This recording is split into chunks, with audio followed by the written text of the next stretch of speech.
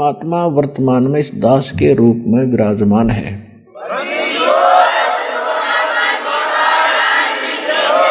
उनको भी भगवान चाहिए और भगवान ही सरेआम खड़ा, कति आगे खड़ा और भी ना पहचानोगे, धिक्कार है तुम्हारे ज्ञान और तुम्हारी विवेक को। अपने आत्माओं इब तो परमात्मा सामने आके खड़ा हो गया कि आई एम गॉड। पुण्यात्माओं ये ज्ञान परमात्मा स्वयं आकर ही हमें बताते हैं। और यदि वो परमात्मा स्वयं आकर के अपना ज्ञान प्रचार ना करे तो ये काल हमें कोई रास्ता नहीं देता।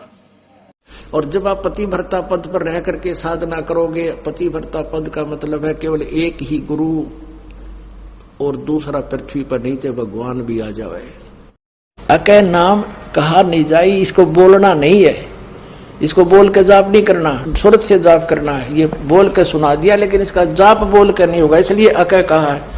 विधेय इसलिए कहा इसको कि जैसे परमात्मा का भी शरीर था और धर्मदास का भी शरीर था, लेकिन परमात्मा विधेयी कहा करते, विलक्षण देही थी उनकी, साकार हैं थे भी हैं भी, उस समय प्रकट थे अब भी हैं। और इसी प्रकार इस मंत्र को विधेय मंत्र का गुरु यानी टीचर जान सकता है। आपको बताया कि गुरु कौन है, गुरु भगवान हो सकता है, दूसरा गुरु हो ही नहीं सकता। क्योंकि गुरु सारी सतगुरु कहो गुरु कहो, सतगुरु इसलिए कहना पड़ गया कि नकली गुरु बने होंगे, नहीं तो गुरु शब्द पर्याप्त है। गुरु माने रास्ता दिखाने वाला, सच्चा रास्ता दिखाने वाला। लेकिन झूठे गुरु हो गए इसलिए सतगुरु की आवश्यकता पड़ेगी।